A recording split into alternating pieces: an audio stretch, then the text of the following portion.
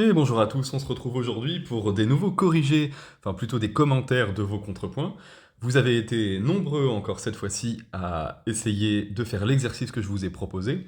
C'était un contrepoint de première espèce non strict cette fois-ci, mais je me suis aperçu avec vos exercices que vous avez été nombreux aussi à pas vraiment avoir compris la consigne. C'est-à-dire que vous avez un peu confondu le contrepoint de première espèce non strict avec les contrepoints de deuxième espèce. En fait, c'est normal, hein, c'est un petit peu technique.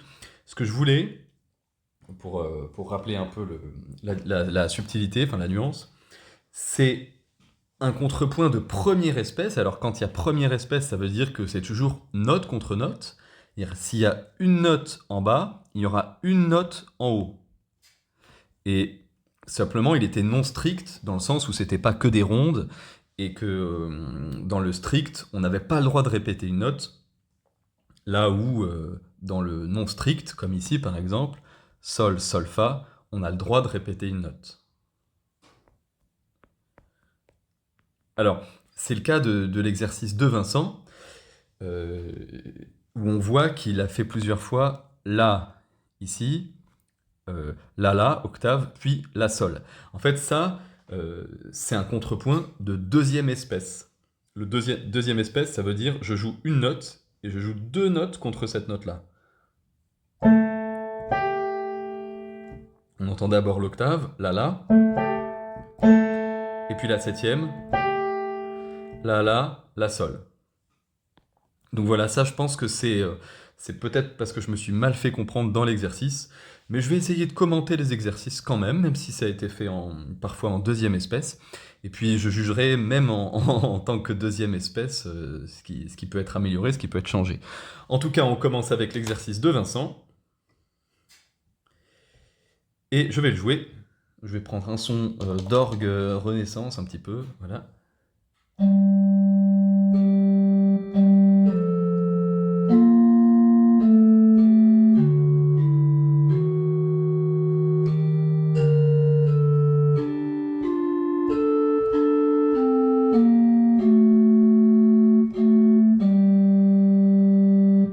Je le rejoue.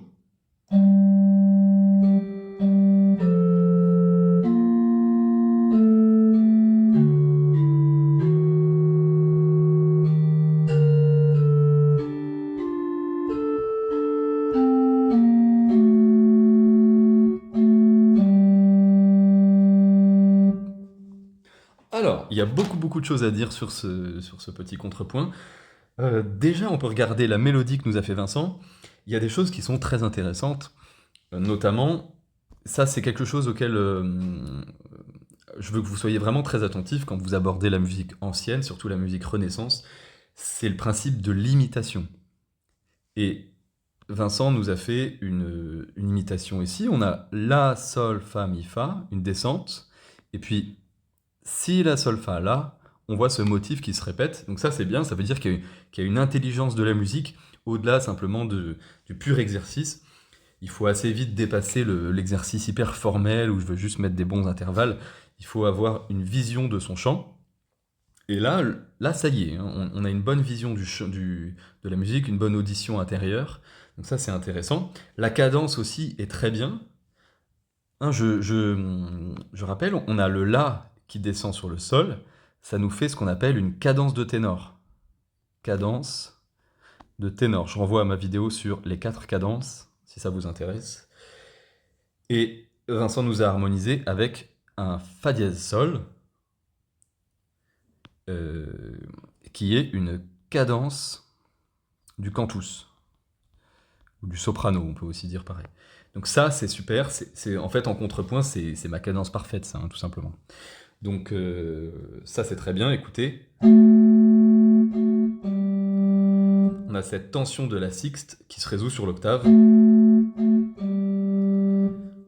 C'est une tension, ça ne veut pas dire que c'est pas une consonance, hein, la sixte, mais là on a un mouvement contraire sur l'octave, c'est très bien.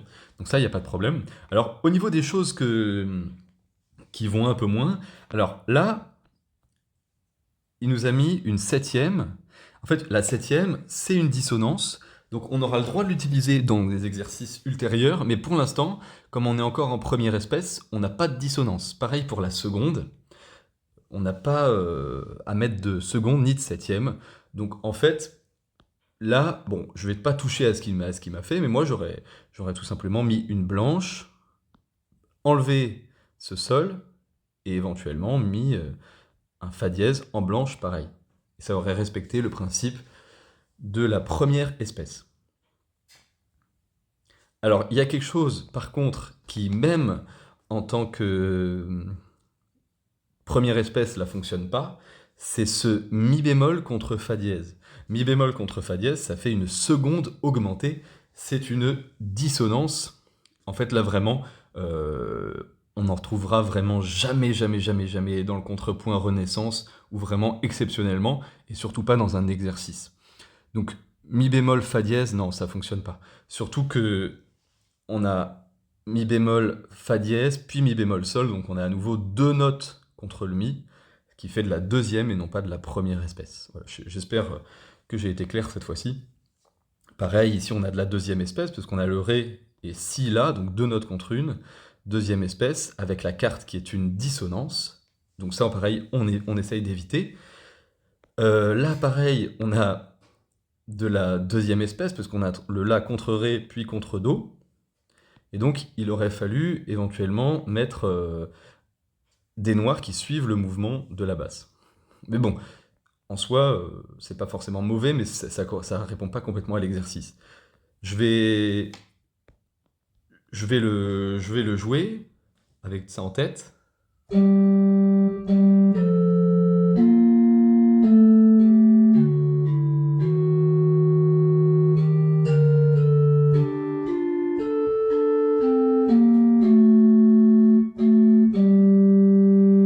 Par contre, écoutez ce petit motif.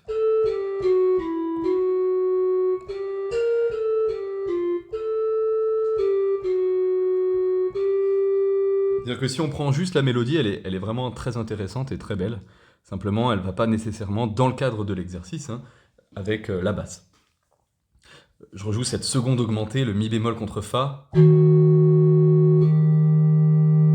En plus, la résolution sur la tierce est un peu bizarre ici. En fait, là, on a vraiment quelque chose qui sonne... vous voyez, dans l'harmonie, on a souvent les accords de septième diminué. Donc, fa dièse, si je suis en sol mineur, par exemple, j'aurai l'accord de septième diminué, fa dièse, la, do, mi bémol.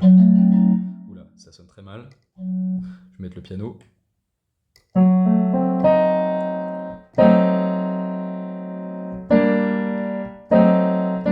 Avec à la basse fa dièse et au soprano mi bémol, qu'on utilise souvent dans la musique classique, romantique, mais pas dans le contrepoint, ces intervalles diminués, augmentés et tout ça, pas dans le contrepoint, surtout pas dans le style qu'on fait pour l'instant, qui est le style de la Renaissance. Mais toutefois, très intéressant quand même, avec ce beau motif d'imitation. Super, bravo et merci à Vincent. On passe au suivant, c'est l'exercice de Nicolas, cette fois.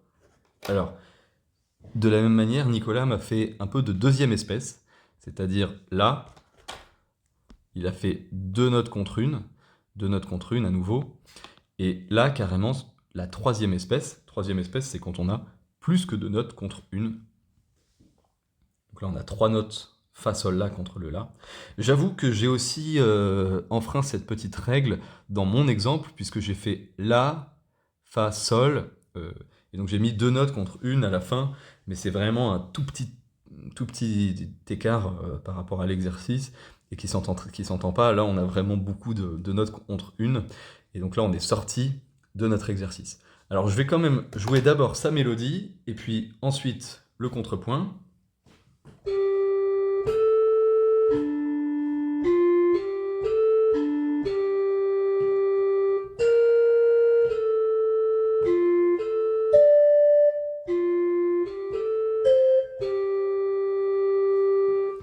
Je rejoue avec la basse.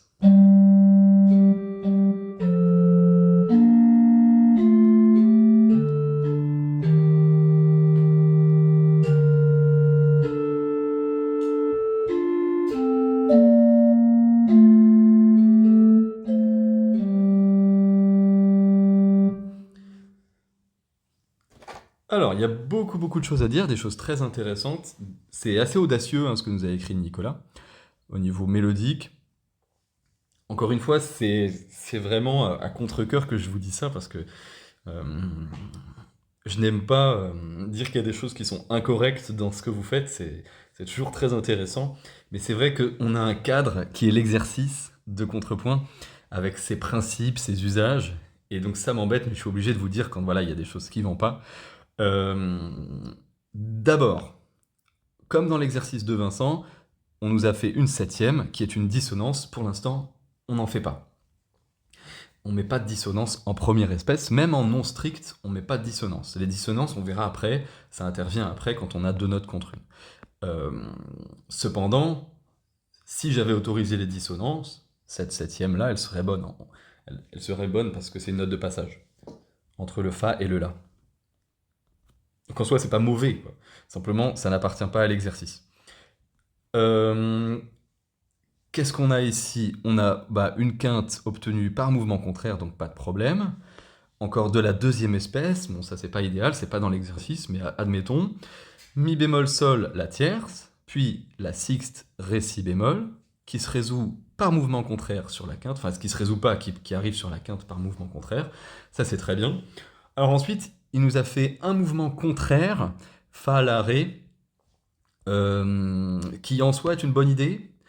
Cette fois-ci, en plus en première espèce, donc c'est bien, note contre note. Par contre, voilà, comme je l'avais dit dans la première vidéo, on évite les sauts dans la même direction consécutifs.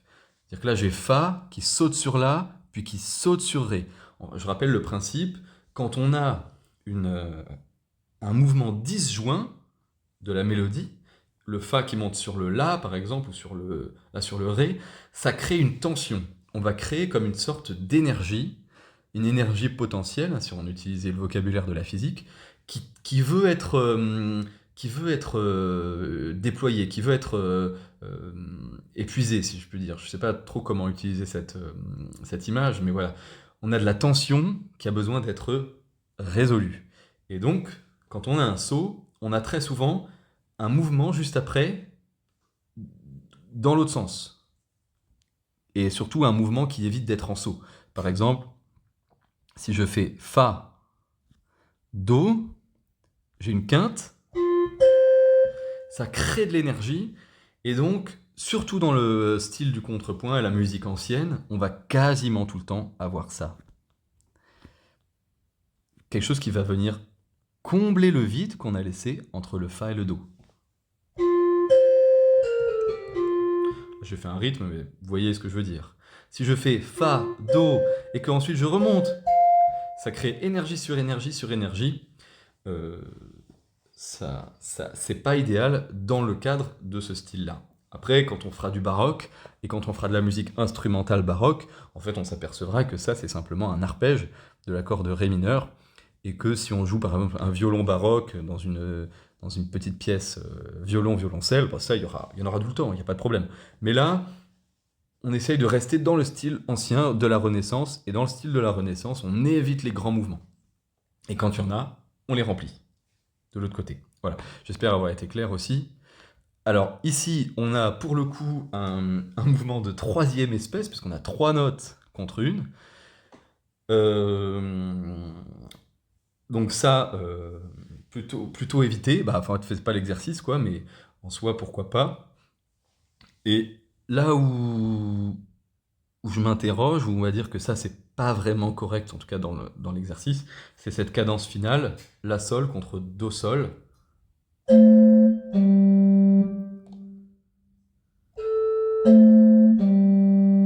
Pourquoi? Parce qu'on a cette octave obtenue par mouvement direct, donc ça ne va pas.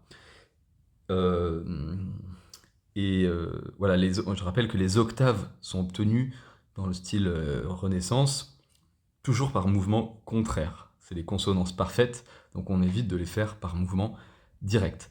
Et surtout qu'il n'y a pas trop l'idée de la cadence. J'ai le La qui tombe sur le Sol, et en bas à la basse, et puis j'ai le Do qui tombe sur le Sol, il y a deux chutes à deux voix, comme ça c'est un petit peu malheureux de faire de faire comme ça, et ça donne pas vraiment l'impression qu'on finit. En plus, Do, Sol, bah, le Do n'appelle pas du tout au Sol en fait. Alors que quand j'avais utilisé le Fa dièse, moi, le Fa dièse, il a envie de nous mettre un Sol absolument, hein. Donc Fa, Sol, voilà. Là, le Do, Sol, on voit pas trop pourquoi et quelle est la justification de ce mouvement. Ceci dit, ça reste quand même intéressant et musicalement, après, j'en profite pour rappeler à nouveau que c'est que un exercice et que la musique c'est pas un exercice. La musique c'est de la vie, c'est de la pratique, c'est machin. Et donc si vous jouez ça, ça peut sonner très très bien, hein. Y a pas, je suis pas là pour dire si c'est de la mauvaise ou de la bonne musique, c'est toujours très intéressant. Mais voilà, c'est dans l'exercice. On continue avec Manu. Euh, Manu, pareil, il nous a fait un petit contrepoint. Je vais le jouer. Là, d'abord sa mélodie.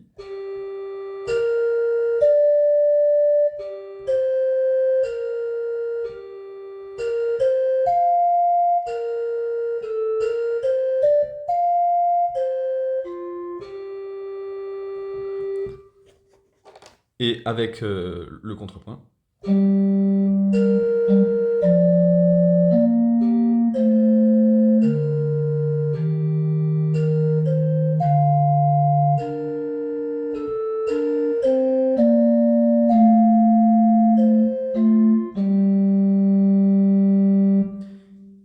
Alors, d'abord, première remarque, on a de la deuxième espèce dans son contrepoint, ça c'est un petit peu dommage. Même de la troisième espèce, parce que là j'ai 3 notes contre le mi bémol. Et ça c'est un petit peu dommage. Bah, c'est pas l'exercice en fait, comme j'ai dit, mais comme vous avez un peu tous confondu non strict avec deuxième espèce, je pense que c'est moi qui n'ai pas été assez clair. Pour ceux qui se sont trompés dans les consignes, vous pouvez me refaire un exercice et me le renvoyer, hein, y a pas de problème. Je ferai une vidéo pour refaire, les corriger peut-être un petit peu plus tard, si j'en ai le temps, mais vous pouvez me renvoyer un exercice. Ça va être un peu frustrant peut-être de pas avoir... comme c'est moi qui ai pas dû bien expliquer, voilà, si vous êtes déçu ou frustré, vous me renvoyez un exercice avec la bonne, qui respecte la consigne, il n'y a pas de problème. Alors, donc là il y a de la deuxième espèce, comme je disais, mais à part ça, moi ce qui me frappe d'emblée, surtout dans le cadre de cet exercice, c'est le nombre de sauts d'intervalles disjoints. C'est très audacieux comme mélodie, et personnellement, si on me mettait ça à chanter, à déchiffrer, je serais un petit peu embêté. Voilà. Je me dirais, ouh là là, qu'est-ce que c'est que ce truc? Euh, Comment je fais pour chanter ça, surtout à la fin? En fait, quelque chose qui nous paraît hyper simple à nous, Fa, Do, Fa, avec nos oreilles contemporaines, puisqu'on sait que c'est, finalement Fa, Do, Fa, c'est fondamental, quinte fondamentale à l'octave. À chanter, c'est dur. Un double saut comme ça, croyez-moi, à chanter, ça surprend toujours. C'est pour ça qu'on préfère les mouvements conjoints. Et donc voilà, ça, pour moi, c'est un petit problème. Surtout qu'on a le Fa, qui est notre point culminant, et il est répété. On y va 2 fois, et je trouve que c'est un petit peu dommage. Euh, c'est vrai que ici, on a un mouvement contraire, Ré, Do, Si, La, et donc on a voulu faire un mouvement contraire aussi, ce qui est une bonne idée. Mais là, le fait de retourner au Fa, après on est un peu embêté parce qu'il nous faut descendre sur le sol. Et donc on a l'impression que, oups, vite, vite, je dois descendre tout d'un coup. Et donc ça fait un petit peu descendre la tension trop vite.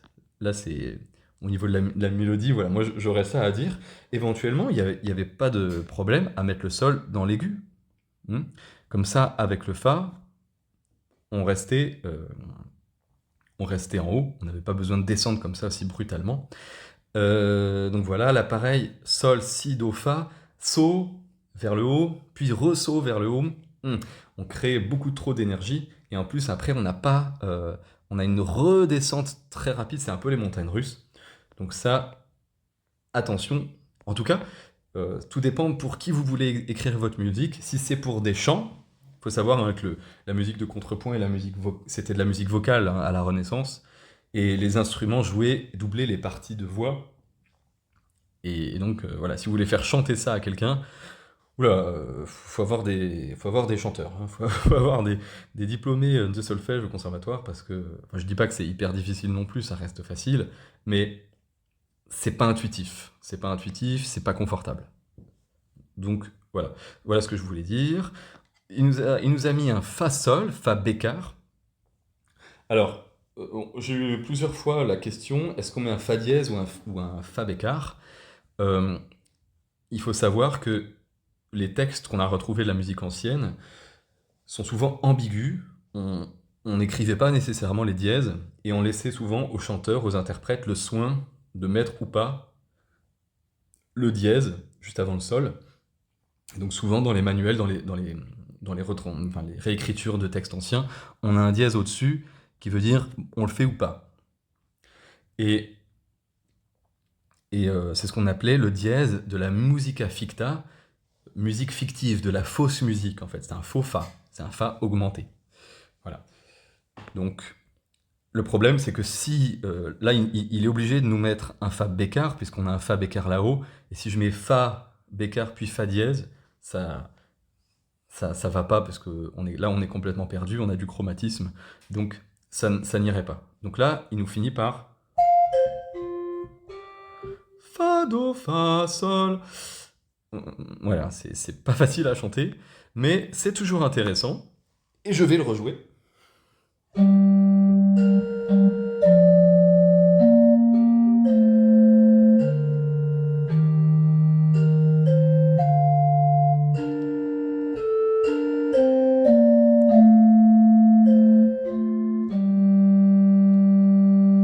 Moi j'aime bien, hein, c'est joli, hein, franchement.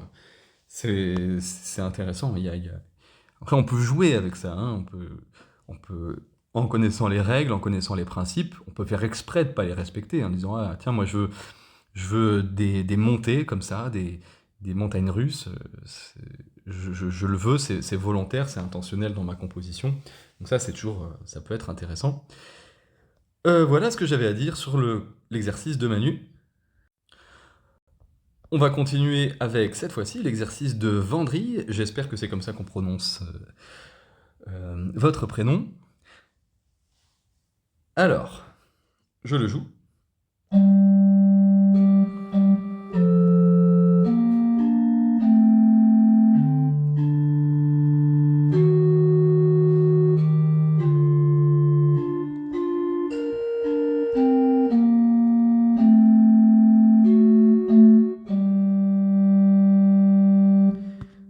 Alors, qu'est-ce qu'on peut dire là-dessus? J'ai mis le fa dièse ici pour faire la cadence, mais si on joue le do juste avant, ça va pas, ça fait une carte augmentée. Donc là, on est plus ou moins obligé de pas le jouer. On est obligé de pas le jouer pour pas avoir de dissonance à la mélodie. Alors, je joue juste la mélodie pour qu'on l'entende.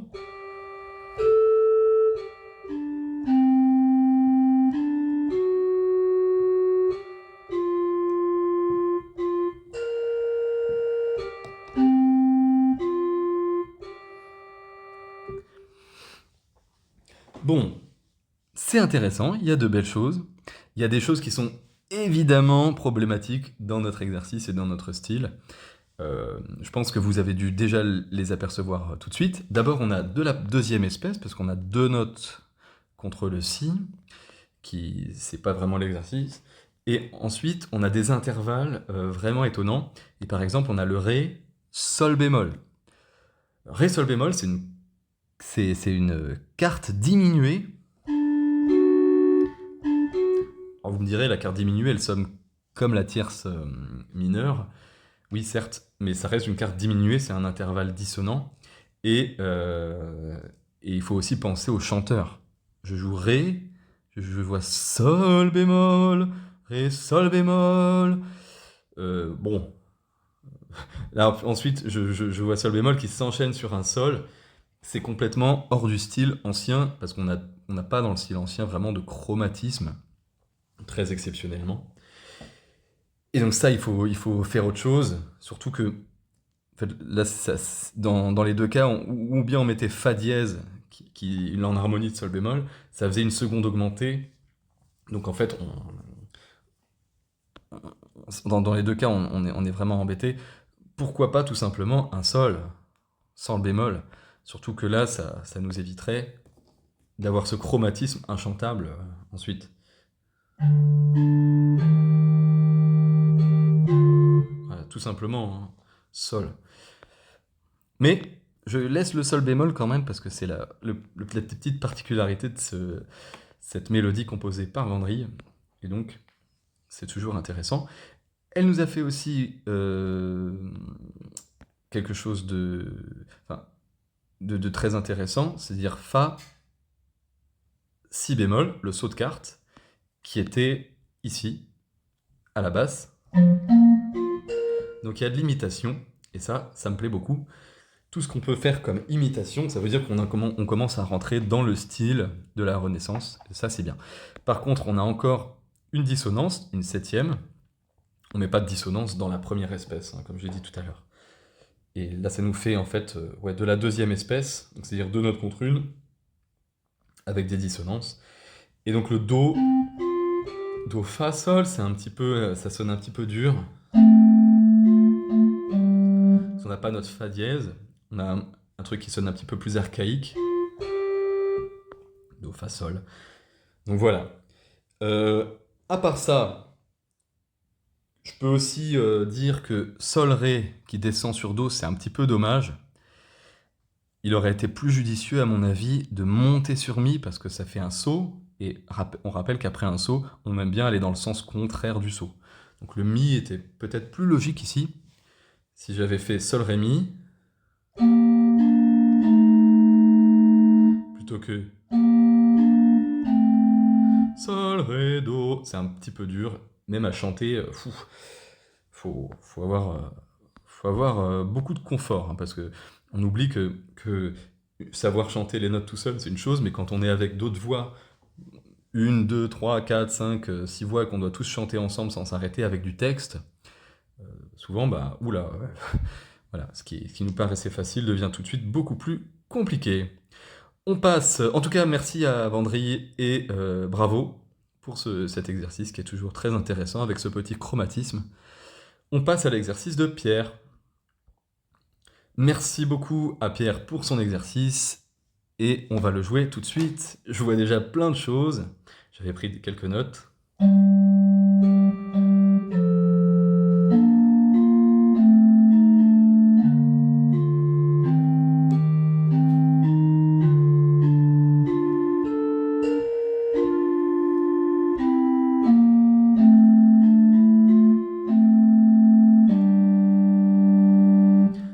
Alors là, on est vraiment dans le contrepoint riche de la fin de la Renaissance, début baroque, avec plein de dissonances, des vocalises de partout. Euh, on dépasse très très très très très très très largement le cadre de la consigne, de l'exercice. Donc ça, voilà, c'est moi, je pense, qui n'ai pas été clair parce que vous m'avez presque tous fait ça. En fait, vous avez fait du contrepoint de deuxième espèce. Là, c'est troisième espèce, deuxième. Même là, c'est troisième espèce, on a quatre notes. Euh, mais bon, voilà, ça reste un choix musical, il n'y a pas de problème. Qu'est-ce que je peux dire? Euh, Ici, la quinte diminuée faite par le mi bémol là, ça on va pas la mettre dans le contrepoint d'exercice parce que c'est une dissonance. Qu'est-ce qu'on peut dire? Bon là il y a beaucoup trop de notes contre le mi pour l'exercice, mais bon, ça peut toujours être intéressant. Encore une fois, pensez au chanteur. J'ai deux quintes à la suite. Si, fa, do, sol. Si, fa, do, sol, do, mi, fa, ré, fa, la, si, fa, mi, fa. C'est laborieux à chanter, hein. Regardez la ligne de basse, comment elle est faite. Sol, sol, fa, si, la, ré, mi, ré. Il y a un saut d'octave, mais ça va, c'est la même note. Vous avez vu, les sauts, il y a de la quarte, il y a de la quinte, mais c'est lent, c'est, euh, c'est plutôt conjoint, c'est plutôt logique. vraiment essayer de rester dans le même style que la basse. Parce que là, c'est hyper dur à chanter. Et je pense qu'il faut vraiment beaucoup le travailler pour réussir à l'avoir. Là, il y a une petite curiosité qui est un contrepoint tout d'un coup à 3 voix avec un Ré qui vient se mettre là, comme si un troisième chanteur arrivait par magie à la dernière note. Donc ça c'est assez rigolo. Bon, pourquoi pas, après tout, hein, c'est possible, mais voilà, ça dépasse l'exercice, on est déjà dans du 3 voix, et ça je pense qu'il faudra au moins une petite dizaine de vidéos avant d'arriver aux 3 voix. Je pense qu'il faut vraiment maîtriser le 2 voix avant d'arriver jusque-là. Donc à part ces curiosités, il n'y a pas grand-chose de pas bien fait, notamment sur les octaves et les quintes. Il n'y a pas de mouvement parallèle, donc ça c'est bien, pas mouvement direct. Euh, Ça c'est bien, voilà. Il nous a bien mis le sol en haut, mais ce sol-là, il sort de nulle part en fait, parce que euh, qui le chante en fait, ce sol? Est-ce que c'est celui qui chantait le ré? Enfin, qui chante quoi là? Parce que le do monte sur le ré ou le do monte sur le sol? Quel est le nouveau chanteur qui va chanter quelle voix quoi? C'est un petit peu compliqué de s'y retrouver et c'est très dur à chanter. Donc voilà, les petits bémols que je pouvais mettre à cet exercice. Mais merci beaucoup à Pierre et merci et bravo à lui. Je crois que c'est pas la première fois qu'il participe à ce petit jeu qu'on fait sur la chaîne. Donc merci beaucoup pour tous vos exercices, c'est super, c'est hyper intéressant à faire. Même pour moi, ça me permet d'apprendre encore mieux. Donc voilà, on passe à l'exercice suivant, c'est l'exercice de Franck. Alors Franck nous a envoyé un mail très sympathique et nous a parlé, enfin nous a recommandé de parler de certains sujets, notamment les tonalités. Et disons, j'avais pas vraiment parlé du fait qu'on était en tonalité de sol mineur. En fait, c'est normal, puisque pour l'instant, honnêtement, quand on fait du contrepoint ancien, bah, la tonalité, on s'en fiche un petit peu. C'est-à-dire, on a une mélodie, on commence sur sol et on finit sur sol. Donc techniquement, ma tonique, ma tonalité, c'est sol. Oui, et puis comme on a un si bémol à la clé, le sol, la si bémol, ça fait une tierce mineure, donc on est dans une tonalité mineure. Mais est-ce qu'on est vraiment en sol mineur? Parce que j'ai des mi, je vais avoir des mi qui seront pas bémol, je vais avoir des fa qui seront bécard. Qu'en fait, la question se pose plus tard, ou elle se posera avec plus d'importance dans le contrepoint à plus de voix. Donc là, finalement, oui, on est en sol mineur, mais on est aussi en sol dorien, on est aussi en sol... c'est modal, en fait, là, plus que tonal, vraiment. Donc ça, voilà, ça me semblait important de le dire. En fait, quand vous voyez un contrepoint, vous posez pas trop de questions harmoniques. Je sais que dans les conservatoires en France, même dans les livres français, on pense tout avec notre harmonie moderne et contemporaine tirée du 19e siècle. Dominante, tonique, sous-dominante, 4, 5, 1. Il faut savoir qu'ils ne pensaient pas du tout comme ça à l'époque. Pas du tout, mais vraiment pas. Ils avaient une mélodie, des intervalles. Ils commençaient sur sol, ils terminaient sur sol. Voilà, basta. Et après, c'était des contrepoints, donc c'était des intervalles qu'on devait maîtriser avec des consonances et tout ça, mais ils se disaient pas ah je mets une dominante, je mets un accord de ré majeur qui termine sur sol par cadence rompue ou je sais pas quoi. C'est des considérations qui sont venues bien après. Et pour moi, c'est déjà un petit peu se compliquer la vie, mettre un peu la charrue avant les bœufs, de réfléchir dans ces termes, mais ça peut quand même être intéressant. Voilà, petite parenthèse fermée. Ah non, deuxième parenthèse, il me demandait aussi de préciser quand on mettait le fa dièse. Je l'ai déjà dit pour un exercice précédent, il n'y a pas vraiment de règle. Lui, il m'a dit qu'il avait volontairement laissé fa bécard pour faire quelque chose de plus archaïque. Quelque chose d'un peu plus modal. En fait, il n'y a pas de règle pour la musique ficta, enfin le fa dièse qu'on rajoutait. Ça dépendait souvent de l'interprète. Plus on a avancé vers l'époque baroque, plus on le mettait. Et à la fin, on l'a tellement mis que c'est devenu en fait notre gamme majeure.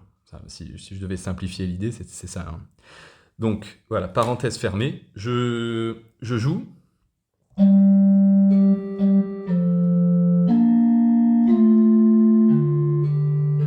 Oh pardon, j'ai mal joué.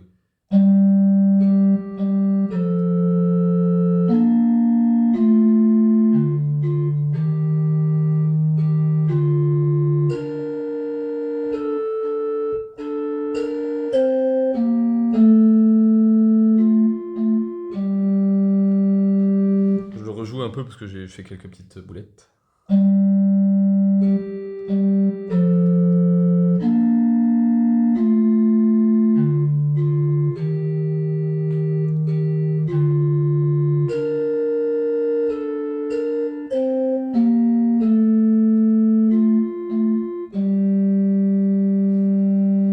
Alors par contre, là on a un exercice qui respecte complètement la consigne, donc voilà, ça c'est bien. C'est de la première espèce, du début à la fin, c'est même mieux que le mien, parce que moi j'avais un peu triché. Euh, Enfin non, c'est exactement comme moi, parce que j'ai fait la même chose à la fin, là, donc 2 notes contre une, avec ce petit décalage, pour faire une espèce de petite syncope. On aurait pu faire tout simplement ça. Tac, voilà. C'était peut-être un petit peu plus respectueux de l'exercice. Alors, au niveau de la forme, c'est absolument parfait. Il n'y a vraiment rien à dire. Je pense que Franck connaît déjà un peu le contrepoint, à mon avis. Donc, il n'y a pas grand-chose à dire. C'est très bien. Merci beaucoup. Euh, Quelque chose qui est très intéressant dans cette réalisation, qui a aussi les défauts de ses qualités, mais en même temps, ça peut pas être parfait non plus, hein. Faut pas chercher trop la perfection, ça peut paralyser. C'est, vous voyez à la basse, sol, sol, fa, si, la, ré, mi, ré. On a ce motif, ta, ta, ta, ta, ta, et il nous fait une super belle imitation. So, da, ta, ti, ta. Donc ça, c'est vraiment, ça veut dire que non seulement il a compris les règles formelles, mais que là on dépasse, on fait vraiment de la musique. L'imitation, c'est le point central de toute la musique de la Renaissance. On imite un même motif, on transpose, et d'ailleurs, ça sera aussi un des points les plus importants de la musique baroque, puisque finalement la fugue tourne beaucoup autour de l'imitation, de la transposition d'un même motif, et tout ça. Donc ça, c'est vraiment génial. Seulement, ça nous fait un petit saut, ré, ré, et fa, si, saut de carte en bas, saut d'octave, non, pardon, saut de carte en haut, saut d'octave en bas. Donc tout d'un coup, on se retrouve euh, avec un contrepoint qui monte tout de suite.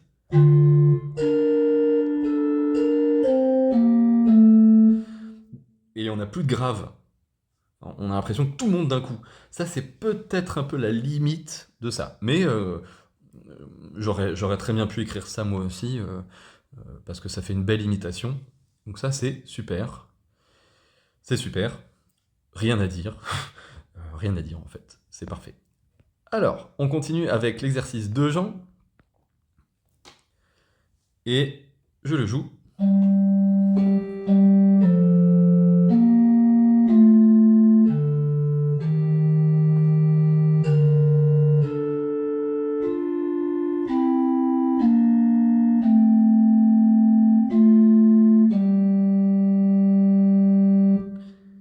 Au niveau rythmique, je crois que j'ai un peu bougé, donc je le refais.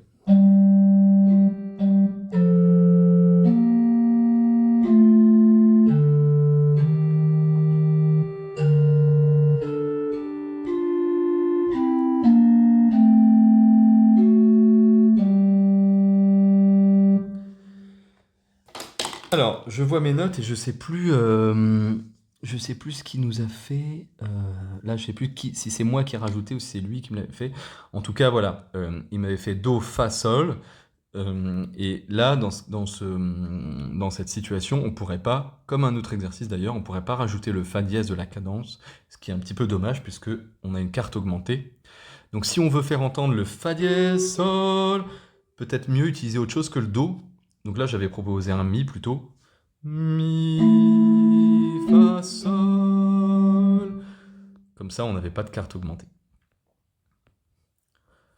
Sinon, à part ça, je crois qu'il m'avait écrit aussi un sol.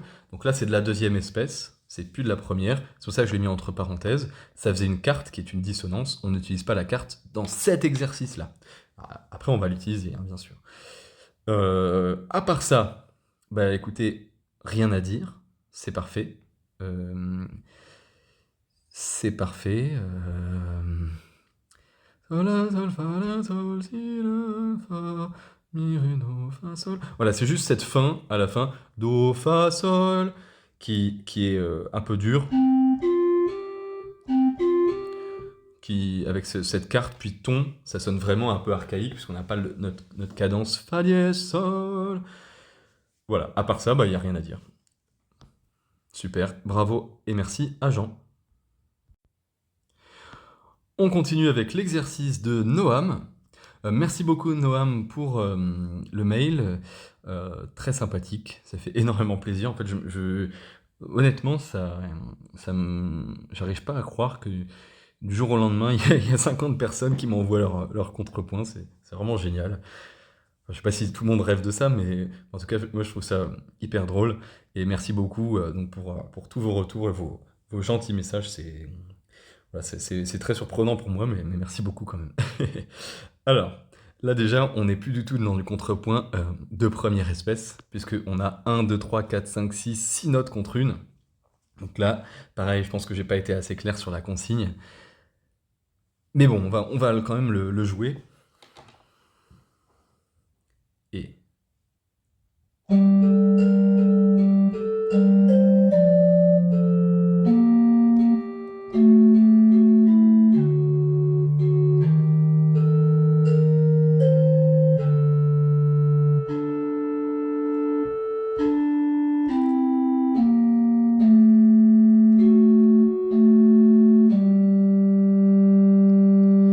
Alors, bien que ça ne respecte pas la consigne, ça sonne très bien, hein, c'est vraiment pas mal. Hein. Ça sonne très bien, c'est quelque chose qui sonne très Renaissance dans le style, c'est intéressant. On a une belle cadence syncopée à la fin.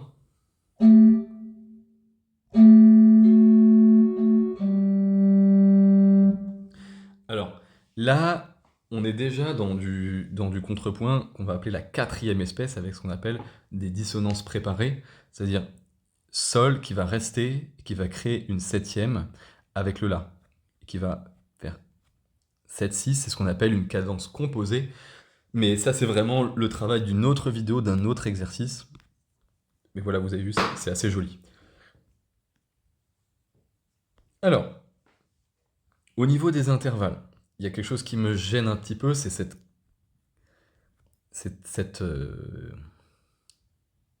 Non, c'est pas une quinte directe, puisque c'est pas une quinte. C'est une sixte. C'est une sixte. Donc il n'y a pas de problème avec cette sixte. Bon, je passe sur les mélismes ici, hein, toutes les petites vocalises. Comme j'avais dit, c'est pas dans l'exercice, mais voilà, on peut toujours imaginer que ça peut nous intéresser. Là, pareil, on a de la quatrième espèce, enfin non, de la troisième espèce, qu'on a plus que 2 notes contre une. Donc là, tout simplement, si je veux me remettre de la première espèce, je mets une ronde sur Sol, avec une quinte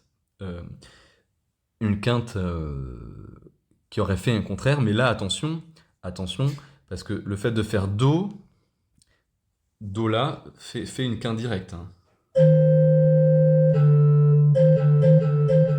On arrive sur le Ré là, par le haut, avec les deux voix. Donc ça, non. À la limite, Sol, La, Si, Sol, La. Sol, La, Si, Sol, La. Là, ça nous évitait de faire un mouvement direct. Voilà, que dire d'autre? Oui, bon bah là, il y a eu un repos. C'est pas dans l'exercice, mais admettons. Ré, mi, sol, fa, sol. Ah, typiquement, à la Renaissance, on entendrait ça. Hein. Ré, mi, sol, sol, fa, mi, fa, sol. Avec un petit ornement à la fin.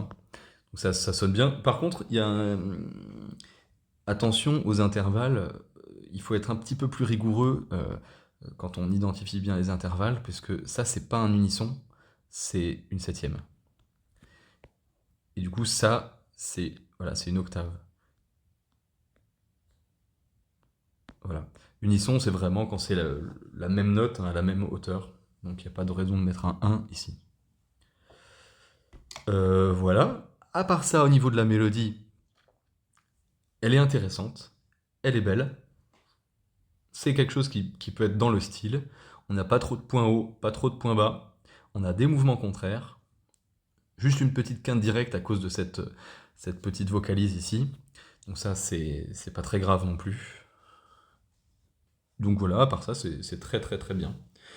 Par contre, petite remarque aussi, cette septième, en général, on la lira avec la note d'avant pour faire une dissonance préparée. Donc,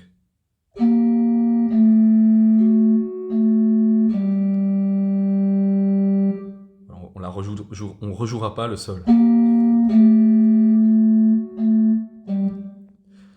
Voilà. Donc merci Noam pour l'exercice. Très bien, bravo. On passe au suivant. On continue avec l'exercice de Régis. Il me semble que... Non, je suis pas sûr que Régis avait fait le premier, mais voilà, il nous a fait son contrepoint. On va le jouer. Alors, à nouveau, de la deuxième et de la troisième espèce. Deuxième espèce, troisième espèce. Donc ça, c'est un petit peu dommage. On a encore de la deuxième espèce là, de la deuxième espèce. Là aussi. Mais, bon, ça veut pas dire que c'est pas bien. Hein. C'est juste ça sort du cadre de l'exercice. Je joue.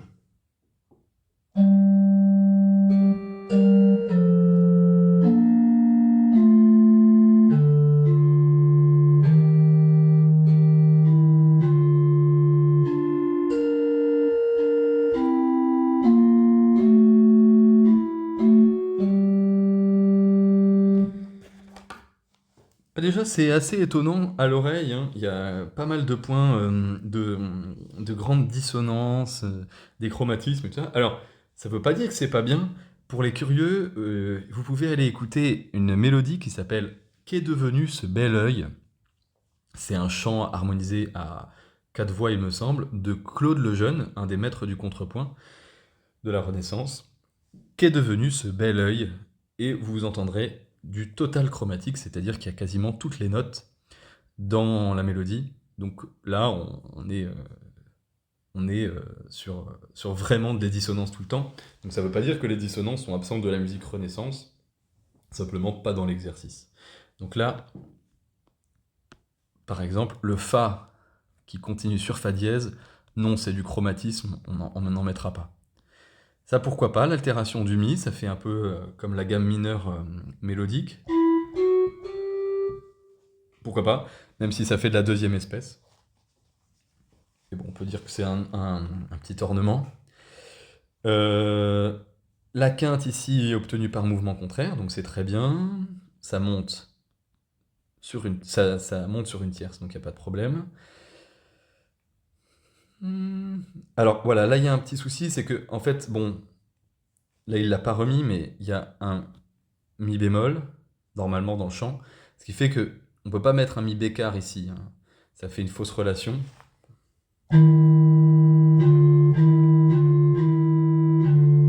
Donc ça sonne vraiment très très très tendu et dissonant. Donc pareil, juste si on était resté sur sol, il n'y aurait pas eu tous ces problèmes. Que dire à la fin? Pareil, là, il y a quelque chose qui me dérange ici, c'est qu'on a un si bémol. Ah oui, attendez, j'avais pas vu. Il nous a mis le mi bémol à la clé. Ah, mais c'est un peu de la triche, ça. Parce que le chant donné n'avait pas de mi bémol à la clé. Là, on est dans la musique Renaissance, et dans la musique Renaissance, on n'a jamais de mi bémol à la clé. Le mi bémol, il peut être dans la partition, comme c'était le cas, et donc, on le met pas à la clé. Je rejoue, du coup, j'ai rien dit hein, pour la dissonance, ça n'en était pas une, il nous a fait simplement.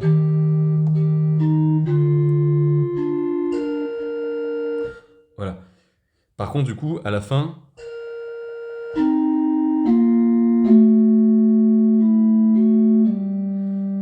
Là, c'est quelque chose de très très très osé au niveau mélodique.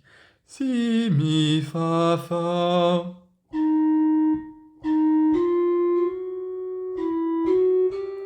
avec un mi, bémol, un fa, bécard, un fa, dièse, un mi bécard. Oula, il faut, pour le chanter, là, il faut s'accrocher. Pareil, j'aimerais pas le déchiffrer, ça, en concert, je serais pas à l'aise, hein. Donc voilà. À part ça, c'est plutôt bien réalisé. Il n'y a pas de faute d'intervalle direct, c'est bien, les règles sont comprises. Voilà, c'est juste le style. Attention au chromatisme. euh, attention au chromatisme. Et, euh, et puis bah, voilà, c'est très bien. Et attention aussi, ça reste de la première espèce, donc pas, euh, pas deux ou trois notes contre une note. Et le hasard fait qu'on finit encore une fois sur l'exercice de Maxime. Merci à toi Maxime pour tes exercices. De ce que je vois, bah, ça a l'air de répondre exactement à l'exercice, puisqu'on reste sur de la première espèce. En fait, quand je disais de la première espèce non stricte, c'est juste que on pouvait faire par exemple repos, repos ici, fa, noir, ou alors on pouvait mettre deux noirs ici à la place d'une blanche. C'est-à-dire qu'on répète la note, mais en fait ça change pas le fait qu'il y en a qu'une, fa, fa, fa, quoi. Donc, euh, donc ça c'est bien. Ici, on a l'exercice qui est respecté. Je le joue.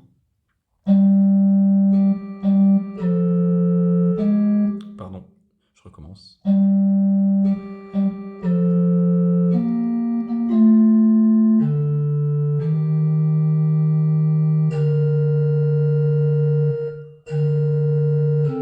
Pardon.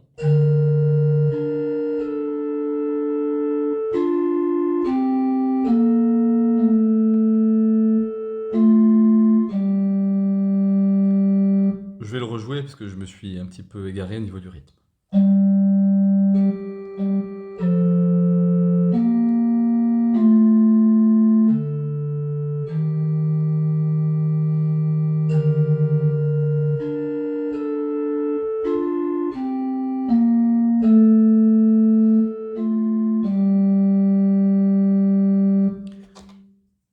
Alors, que dire?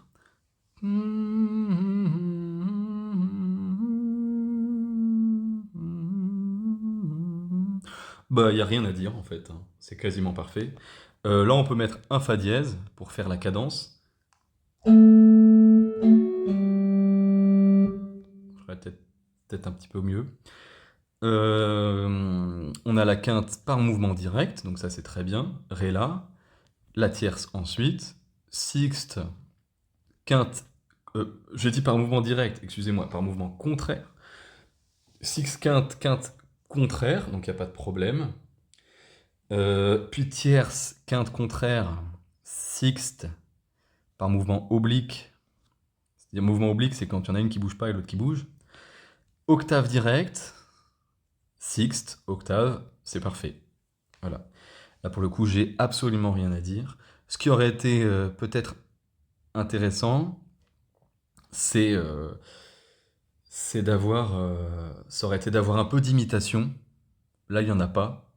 Mais en tout cas, au niveau du contrepoint, c'est très bien. En fait, on a juste ce saut de carte ici, sol, do, qui nous rappelle un petit peu ce fa, si, qui peut ressembler un peu à de l'imitation, mais il faut aller un petit peu loin pour ça. Donc voilà pour ces exercices. Encore une fois, merci à vous énormément pour tous vos commentaires, vos messages, vos mails, vos exercices, votre participation. Ça fait vraiment plaisir, ça fait chaud au cœur. La chaîne arrive vers les 4000 abonnés et comme j'ai réussi à devenir partenaire YouTube, j'ai activé les souscriptions. Alors l'idée, c'est évidemment pas de vous demander de l'argent, je m'en fiche un peu, mais peut-être que sur le long terme, euh, j'activerai les exercices avec souscription, c'est-à-dire par exemple avec 1 € par mois, avoir les exercices en priorité pour pouvoir se les avoir corrigés. C'est peut-être bien si j'ai 30 exercices à commenter, c'est toujours... ça sera un moyen aussi de faire un petit peu le tri, de mettre des priorités. Donc voilà, je réfléchis à ça, mais en attendant, si mon travail vous plaît et que vous avez envie de me soutenir, voilà, je crois que on peut avoir une souscription pour 1 € par mois. Pour l'instant, ça offre rien à part ma gratitude, mais voilà. Que dire sinon? Merci à vous. À bientôt pour une prochaine vidéo de Contrepoint. Posez-moi vos questions dans les commentaires. Abonnez-vous si ce n'est pas déjà fait. Et mettez un pouce vers le haut. Et je vous dis à bientôt.